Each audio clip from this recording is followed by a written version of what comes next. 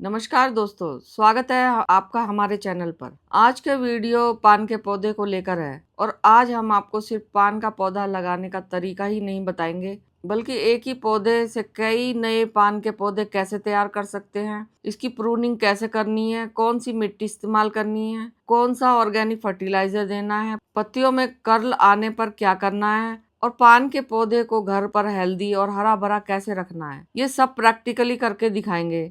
सबसे खास बात यह है कि पान एक ऐसा पौधा है जिसकी पत्तियों का इस्तेमाल खाने के साथ साथ पूजा पाठ और धार्मिक कार्यों में किया जाता है।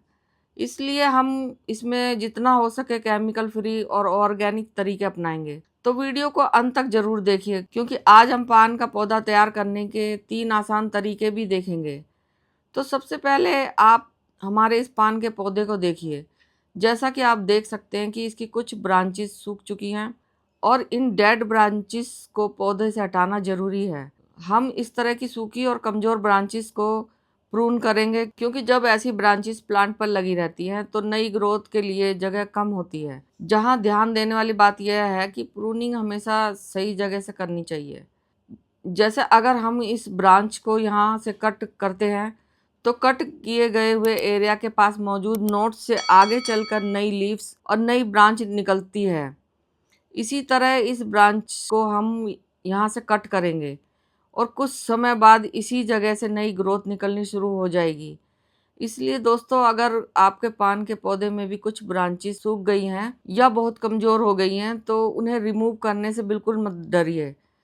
तो दोस्तों, इस पौधे में आपको मैं एक और इंटरेस्टिंग चीज़ दिखाने वाली हूँ। जैसा कि आप देख सकते हैं कि यह ब्रांच काफ़ी लंबी होकर नीचे की तरफ बैंड हो गई है और इसके कुछ नोड्स मिट्टी के कांटेक्ट में आ गए हैं।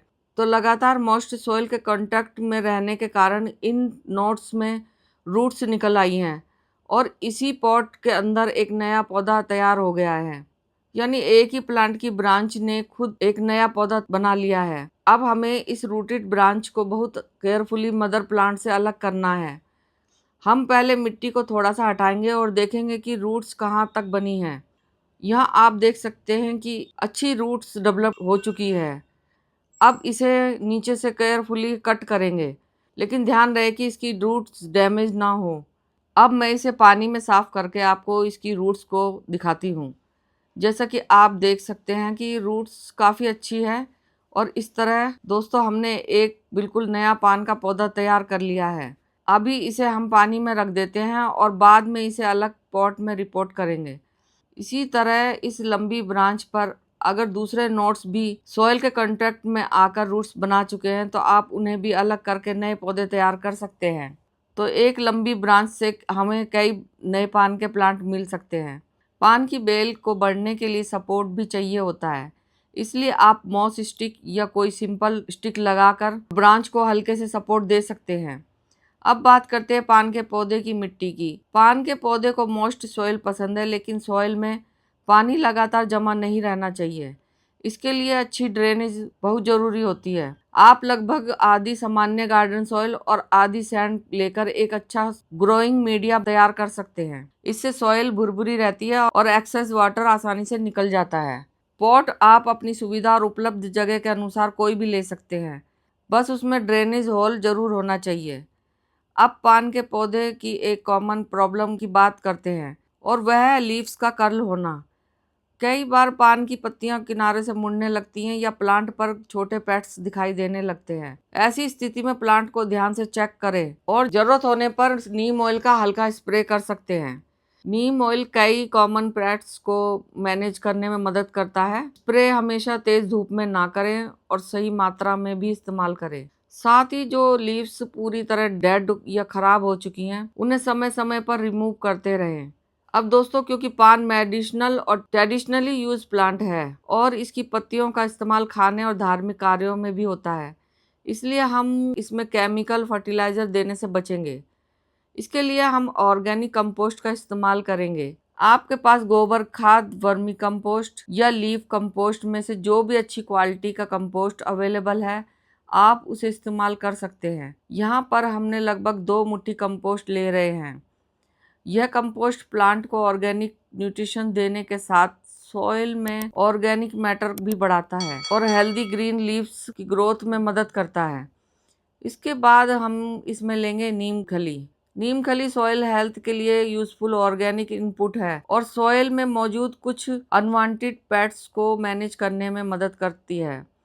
अब कंपोस्ट और नीम खली को अच्छी तरह से मिक्स कर लेते हैं और इसे प्लांट के आसपास ऊपर सॉइल में हल्के से हाथ से मिला देते हैं। हमारी सॉइल अभी मॉइस्ट है, इसलिए हम इस समय पानी नहीं डालेंगे। अगर आप इसे सूखी सॉइल में इस्तेमाल कर रहे हैं तो आप खाद देने के बाद इसमें पानी जरूर डालें। तो दोस्तों, फर्टिलाइजर देने के बाद भी सबसे जरूरी है कि आप प्लांट की जरूरत देखकर ही पानी दें। केवल रोज पानी डालते रहना भी सही तरीका नहीं है। अब बात करते हैं सनलाइट की। पान के पौधे को पूरे दिन की तेज डायरेक्ट सनलाइट की जरूरत नहीं होती। इसे सेमी शेड या ऐसी जगह पर रखना बेहतर होता है जहां ब्राइट इनडायरेक्ट लाइट या सुबह की हल्की धूप मिल सके और दोपहर की तेज धूप से प्लांट बचा रहे। पान को ह्यूमिडिटी भी पसंद आती है, इसलिए मौसम बहुत ड्राई होने पर समय समय पर हल्की मिस्टिंग करते रहें। इससे आसपास की ह्यूमिडिटी बढ़ने में मदद मिलती है, लेकिन प्लांट को हर समय गीला रखने की ज़रूरत नहीं है और एयर सर्कुलेशन भी अच्छा होना चाहिए। अब दोस्तों, चलते हैं पान के पौधे की कटिंग तैयार करने के सबसे आसान तरीकों पर। इसके लिए हमने हेल्दी ब्रांच लेनी है और कटिंग हमेशा नोड एरिया के पास करनी है। नोड वही जगह है जहां से लीव या नई शूट निकलती है और यही जगह आगे रूट बनाने में सबसे इम्पोर्टेंट होती है। इसलिए कटिंग लेते समय कोशिश करें कि उसमें कम से कम 1 या 2 हेल्दी नोड जरूर हो। अब इसी मेथड से हम इस ब्रांच से भी कुछ और कटिंग तैयार कर लेते हैं। और दोस्तों, इन कटिंग्स को आप सीधे पानी में भी लगा सकते हैं। जैसा कि आप यहाँ देख सकते हैं कि हमने कुछ कटिंग्स पानी में रखी थी और कुछ समय बाद इनमें नीचे अच्छी रूट्स निकल आई हैं। वाटर प्रोपगेशन का सबसे बड़ा फायदा यह है कि आप रूट्स को खुद अपनी आंखों से डेवलप होते देख सकते हैं।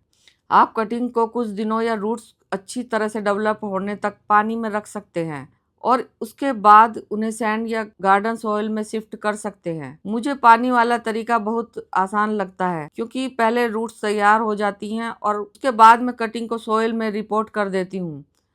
अब जैसा कि मैंने आपको बताया कि हमने एक कटिंग को सैंड में लगाया हुआ है, इसके लिए हमने सीडलिंग बैग लिए हैं और इसमें हमने नॉर्मल गार्डन सैंड भरी है। ध्यान रहे कि कटिंग लगाने से पहले सैंड को हमने अच्छी तरह से गीला कर लिया है। इसका फायदा यह है कि कटिंग लगाने के तुरंत बाद आसपास मॉइस्चर मौजूद रहता है और शुरुआती रूट्स को सूखने से बचाने में मदद मिलती है। लेकिन सैंड बहुत ज़्यादा पानी से भरी हुई नहीं होनी चाहिए, सिर्फ हल्की सी मॉइस्ट होनी चाहिए। अब हम सैंड में एक छोटा सा होल बनाएंगे और इस रूट्स कटिंग को बहुत धीरे से उसमें प्लेस कर देंगे। रूट्स को दबाना या मोड़ना नहीं है क्योंकि नई रूट्स काफ़ी नाजुक होती हैं। कटिंग को रखने के बाद आसपास की सैंड को हल्के हाथ से प्रेस कर देंगे ताकि रूट्स और सैंड का अच्छा कांटेक्ट बन जाए। इसी तरह हम दूसरी कटिंग को भी रिपोर्ट कर देते हैं। और दोस्तों, इस तरह एक सिंपल कटिंग से हमारा नया पान का पौधा तैयार हो गया। तो आज हमने पान का पौधा तैयार करने के 3 आसान तरीके देखे। पहला तरीका नॉर्मल गार्डन सॉइल में, दूसरा सैंड में और तीसरा वाटर में। अगर आप बिगनर हैं तो आप तीनों में से अपनी सुविधा के अनुसार कोई भी मेथड अपना सकते हैं। मैं पर्सनली पहले कटिंग को पानी में रखकर रूट्स डेवलप होने देती हूँ और रूट्स आने के बाद उसे सैंड या गार्डन सॉइल में रिपोर्ट करती हूँ। लेकिन अगर आपके पास अच्छी ड्रेनेज वाली सॉइल है तो आप कटिंग को सीधे सॉइल में भी लगा सकते हैं। अब दोस्तों, पान के पौधे का एक धार्मिक और सांस्कृतिक महत्व भी है। भारतीय परंपराओं में पान के पत्ते का इस्तेमाल पूजा पाठ और कई शुभ कार्यों में किया जाता है और इसे शुभता तथा मंगल कार्यों से जोड़ा जाता है। इसी वजह से बहुत से लोग घर में पान का पौधा रखना पसंद करते हैं। हालांकि आप इसे सिर्फ धार्मिक कारणों से ही नहीं बल्कि एक सुंदर और यूजफुल प्लांट के रूप में भी बालकनी, टेरिस या गार्डन में रख सकते हैं। अगर इसकी पत्तियों का इस्तेमाल खाने या पूजा में करना है तो केमिकल पेस्टिसाइड या केमिकल फर्टिलाइजर से बचना और ऑर्गेनिक केयर अपनाना ज़्यादा अच्छा रहेगा। तो दोस्तों, आज हमने देखा कि एक ही पान के पौधे से किस तरह नए प्लांट्स तैयार किए जा सकते हैं। डायरेक्ट डेड ब्रांचेस को प्रून करना, रूट्स ब्रांचेस को केयरफुली अलग करना, नोट्स से कटिंग तैयार करनी, कटिंग को पानी में रूट करना है या सीधे मॉइस्ट सैंड और गार्डन सॉइल में लगाना है। इसके साथ अच्छी ड्रेनेज वाली सॉइल, सेमी सेड लोकेशन, जरूरत के अनुसार मिस्टिंग, डेड लीव्स की सफाई और पेस्ट प्रॉब्लम के लिए नीम ऑयल का ऑर्गेनिक इस्तेमाल करना है। फर्टिलाइजर में अच्छी क्वालिटी की गोबर की खाद, वर्मी कंपोस्ट या लीफ कंपोस्ट की लगभग 2 मुट्ठी मात्रा और थोड़ा नीम खली इस्तेमाल कर सकते हैं। अब सबसे खास बात है, अगर आपके पास एक हेल्दी पान प्लांट है तो आपको हर बार नया पौधा खरीदने की जरूरत नहीं है। उसकी हेल्दी ब्रांचेस और नोट्स से आप धीरे धीरे कई नए प्लांट तैयार कर सकते हैं। तो अगर आपके घर में भी पान का पौधा है तो आज ही इसकी ब्रांचेस को ध्यान से देखिए। हो सकता है किसी नोट से पहले ही रूट्स निकलना शुरू हो गई हो। अगर आपके पास पान का पौधा नहीं है तो एक हेल्दी कटिंग लेकर इन तीनों मेथड से भी आप कोई भी तरीका जरूर ट्राई करें। अगर आपको यह जानकारी यूजफुल लगी हो तो वीडियो को लाइक करें, चैनल को सब्सक्राइब करें और कमेंट में जरूर बताएं कि आपके घर में पान का पौधा है या नहीं। मिलते हैं अगली वीडियो में एक और यूजफुल गार्डनिंग टिप्स के साथ। Happy gardening.